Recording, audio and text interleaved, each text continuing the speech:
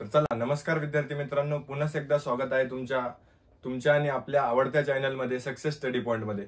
तर बघा, जसं आपण बेसिक मॅथ शिकतोय, तर आता आपण शिकणार आहोत बेसिक इंटिजर्स. इंटिजर्स काय असतात आणि बेसिक इंटिजर्स मध्ये आपण बॉडमॉसचा कसा उपयोग करावा. तर बघा, बॉडमॉस काय असतं. बॉडमॉस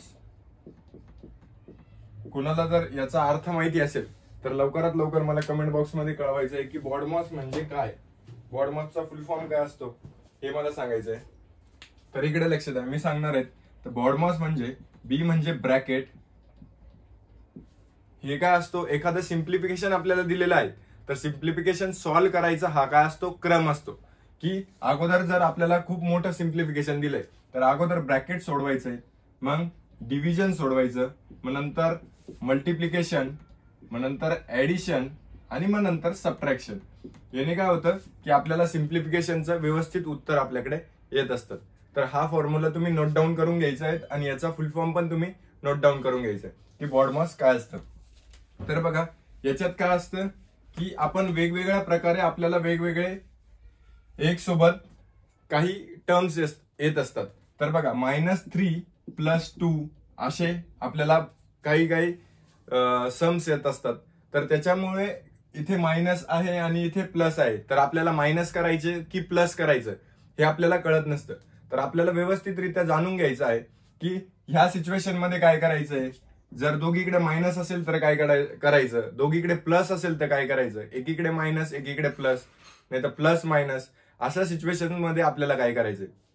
आणि याच्यात ऍडिशन मध्ये काय करायचं, सबट्रॅक्शन मध्ये काय, डिव्हिजन मध्ये काय आणि मल्टिप्लिकेशन, ह्या चारही फॉर्म मध्ये आपल्याला काय काय कशा प्रकारे यूज करायचंय तर हे आपल्याला लक्षात घ्यायचंय. तर बघा, काही पण असो, ऍडिशन, दोन टर्म्सची ऍडिशन असो, सबट्रॅक्शन असो, मल्टिप्लिकेशन असो की डिव्हिजन असो, आपल्याला नेहमी एक रूल्स फॉलो करायचा आहे. एक रूल फॉलो करायचा आहे. जर दोघी टर्म मायनस असेल तर नेहमी आन्सर हे प्लस मध्ये येणार आहेत. जर दोघी टर्म्स प्लस असेल तर नेहमी उत्तर हे प्लसच येणार आहे. एवढं लक्षात ठेवायचं. तुम्ही हे फॉर्म्युला लिहून घ्या. मी व्यवस्थितरित्या एक्झाम्पल्स थ्रू तुम्हाला सांगणार आहेत की कशा कशा प्रकारे हे आपलं आन्सर येत आहेत. तर बघा, 1 - 1 प्लस असेल तर उत्तर नेहमी मायनस येईल, व 1 + 1 मायनस असेल तर उत्तर पण मायनस येणार आहे. हे तुम्ही नोट डाऊन करून घ्यायचं आहे व्यवस्थितरित्या. आणि हे मल्टिप्लिकेशन मध्ये असो की ऍडिशन मध्ये असो की सबट्रॅक्शन मध्ये असो की डिव्हिजन मध्ये असो, कोणत्याही टर्म मध्ये असो, की आपल्याला हाच फॉर्म्युला ह्याच वेने आपल्याला यूज करायचा आहे. तर बघा, हे तर तुम्हाला समजलं असेल व्यवस्थितरित्या आपण कशा प्रकारे काय सांगतोय मी. तर बघा, आपल्याला हे झालं की मग आपल्याला करायचं काय, मी आता तुम्हाला एक्झाम्पल्स थ्रू सांगणार की बघा, एक्झाम्पल थ्रू आपण कसं करावं. तर बघा, आता एक्झाम्पल नंबर फर्स्ट आपण घेऊयात. बघा, -3 + 2 आपण घेतलंय. तर मायनस प्लस, मी काय सांगितलं होतं, एक टर्म मायनस असेल आणि एक टर्म प्लस असेल तर आन्सर नेहमी काय येणार आहे आपलं, मायनस. आता 3 - 2 आपल्याला दोघांमध्ये काय करायचंय, प्लस करायचंय की मायनस करायचंय. या दोघांमध्ये आपल्याला काय करायचं, एक मायनस एक प्लस, मग आपल्याला काय करावं लागेल, मायनस. तर 3 - 2 -1 हे होईल आपलं आन्सर. कळालं. आता सेकंड वन बघूया. मायनस प्लस झालं. आता -3 - 3 करूयात. आता मायनस मायनस काय होतं, मी तुम्हाला सांगितलं होतं मायनस मायनस होतं प्लस. +3 3 + 3 किती होईल, 6. किती होईल, 6. आणि मायनस मायनस काय होत असतं, प्लस. हे गेट कॅन्सल, +6 आन्सर आपलं येणार आहे. बघा, तिसरं एक्झाम्पल घेऊयात. -3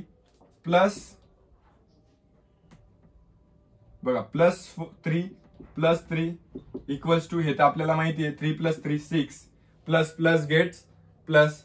आणि चौथा बघा की +3 - 2. आता अगोदर प्लस आहे आणि नंतर मायनस आहे, तर आन्सर काय येईल, मायनस प्लस काय होत असतं, मायनस प्लस काय होत असतं, मायनस. तर मायनस प्लस होईल 3 - 2 2. पण इथे मायनसचं साईन येणार आहे का आपल्याला, इथे मायनसचं साईन येईल का, नाही. कारण की का बरं, कारण की मोठ्या नंबरला साईन कशाचं आहे, प्लसचं. तर याचा आपला आन्सर येईल +2. मायनसचं साईन इथे का बरं आलं, कारण की मोठ्या नंबरला साईन काय होता, मायनस. मोठ्या नंबरला जेव्हा आपल्याला ह्या साईडला साईन्स द्यायचे नंबर्सला साईन द्यायचे. आपल्याला ह्या इक्वेशन मध्ये काय होणार आहे, 2 टर्म प्लस असेल तो आन्सर आपलं प्लस होणार, दोघी टर्मची ऍडिशन होणार आहेत. दोघी टर्म मायनस असेल तरी दोघी टर्मची ऍडिशन होणार आहेत. एक टर्म मायनस, पहिली टर्म मायनस आणि दुसरी टर्म आपली ही प्लस मध्ये असणार आहे तर सबट्रॅक्शन होणार आहे. आणि एक पहिली टर्म मायनस आणि दुसरी टर्म प्लस मध्ये असेल तर पण आपल्याला सबट्रॅक्शन होणार आहेत. हे लक्षात ठेवायचं आपण कशा प्रकारे होत आहेत. आणि जे सिम्बॉल्स पुढे दिले जाणार आहेत, इथे प्लसचं, इथे प्लसचं, इथे प्लसचं, प्लसचं सिम्बॉल नाही दिलं तरी पण चालतं. हे जे सिम्बॉल्स पुढे दिले जाणार आहेत हे कशावरून ठरवायचे आपल्याला, मोठ्या नंबरच्या कशावरून, सायन्स वरून. कळालं. आता हे ऍडिशन आणि सबट्रॅक्शन मध्ये सेम ऍज इट इज आहे. ऍडिशन आणि सबट्रॅक्शन मध्ये काय सेम ऍज इट इज आहे. तुम्हाला कळालं असेल कशा प्रकारे आपण हे सोडवतोय. याच्याच मध्ये आपल्याला आता बघायचंय की मल्टिप्लिकेशनचं कशा प्रकारे होईल. तर बघा आता फर्स्ट एक्झाम्पल घेऊया. आपण ऍडिशनचं शिकलोय, आता मल्टिप्लिकेशन. -3 × 2. आता बघा 3 × 2 हे सरळ आपलं गणित आहे. 3 × 2 किती होतं, इथे मायनस आहे, इथे काही नाही, म्हणजे इथे काय 1 मायनस 1 प्लस. मायनस प्लस काय होत असतं नेहमी, मायनस. हे ऍडिशन मध्ये. आता मल्टिप्लिकेशन 3 × 2 = 6 आणि मोठ्या नंबरचं साईन काय, मायनस. एवढं सिंपल आहे. आता बघा -3 × -3 म्हणजेच -3 चा स्क्वेअर झाला. आपण -3 चा काय, मायनस मायनस गेट्स कॅन्सल, काय होतं प्लस. 3 × 3 = 9. आता इथे मायनसचं सिम्बॉल येणार आहे का, नाही, कारण की दोघी साईन मायनस असल्यावर आपलं नेहमी काय होतंय, दोघी साईन जर मायनस असलं तर आपलं काय होतं नेहमी प्लस. काय होतं नेहमी प्लस. आता बघा -3 × -2. आता याचा आन्सर मला तुम्ही लवकरात लवकर कमेंट बॉक्स मध्ये सांगायचंय. मी 5 ते 10 सेकंद थांबतोय तुमच्यासाठी.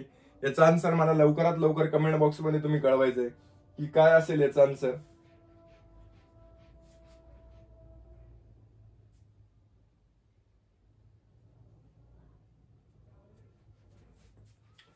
आपण बघा जेव्हा ऍडिशन करत होतो तेव्हा मोठ्या नंबरचं साईन घेतलं होतं. काय करत होतो, ऍडिशन करत होतो तेव्हा मोठ्या नंबरचं साईन घेतलं होतं.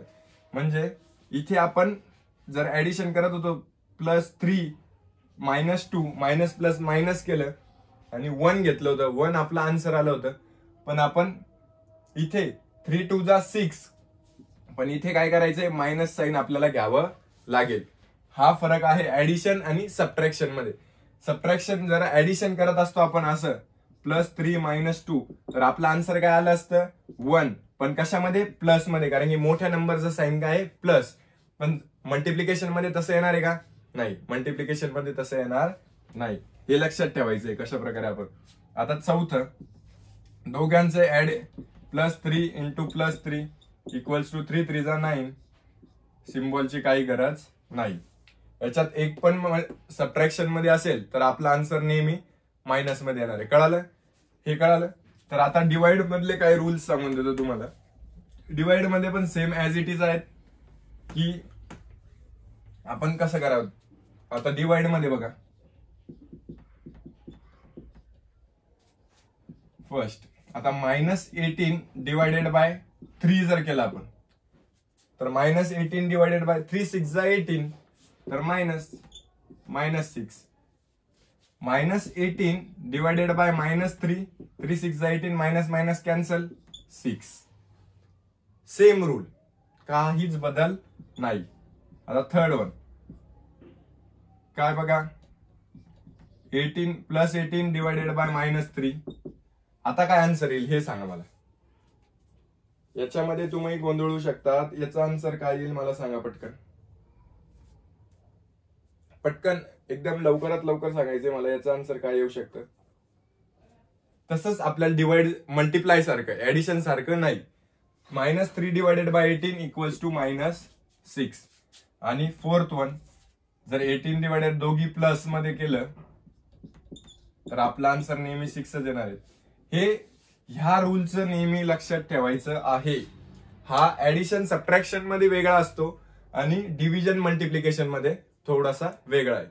तर त्याच्यामध्ये मोठ्या नंबरचं साईन लागतात, आणि याच्यामध्ये जर आपल्याला ऍडिशन सबट्रॅक्शन दिलंय, छोट्या नंबरचं साईन दिलंय, तरी पण आन्सर मध्ये आपल्याला सबट्रॅक्शनचं साईन द्यावं लागतं. तरी तुम्हाला हे सगळं जे आपले रूल्स होते बोर्डमॉसचे हे सगळे समजले असेल आशा करतो. तर तुम्हाला लवकरात लवकर याची तुम्हाला प्रॅक्टिस करायची आहेत, आणि याच्यावरचे काही सम्स आपण नंतर घेणार आहोत. जे बेसिक मॅथ्सचे पार्ट्स आपण घेणार आहोत, याच्यावरचे सम्स आपण घेणार आहोत. तर त्या सम्स साठी पण तुम्ही रेडी राहात, आणि ते क्वेश्चन्स पण मी तुम्हाला आपल्या ग्रुपवर टाकणार आहेत. लवकरात लवकर तुम्ही याच्यावर ह्या व्हॉट्सअप नंबरवर मेसेज टाकून आपल्या ग्रुपला लवकरात लवकर जॉईन व्हा. त्याच्यावर तुम्हाला वेगवेगळ्या प्रश्न भेटतील, त्याच्यावर तुम्हाला प्रॅक्टिस होईल, आणि त्याच्यामुळे तुम्ही मॅथ्स मध्ये परफेक्ट होण्याच्या एक पाऊल पुढे जाशाल. तर तुम्हाला व्हिडिओ आवडला असेल तर नक्की लाईक करा, शेअर करा, सबस्क्राईब करा, आणि अशाच व्हिडिओसाठी वेगवेगळ्या व्हिडिओसाठी बेसिक मॅथ्सच्या बेल आयकॉनला प्रेस करा. थँक्यू.